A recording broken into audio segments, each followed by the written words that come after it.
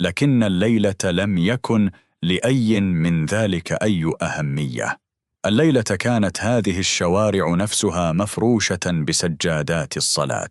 آلاف المسلمين كانوا ساجدين على الأرض الباردة الصلبة. صوت الأذان كان يرتد عن ناطحات السحاب ويتدفق في أزقة لم تسمع مثل هذا الصوت من قبل أبدا.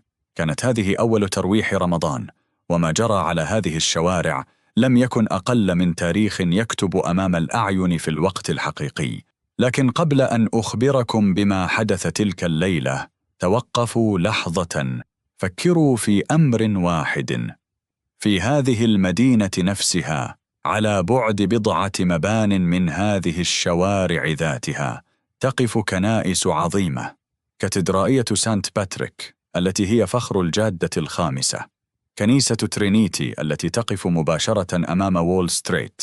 هذه كنائس أنفقت على بنائها ملايين الدولارات، أعمدتها من الرخام، سقوفها مطلية بالذهب، نوافذها الزجاجية الملونة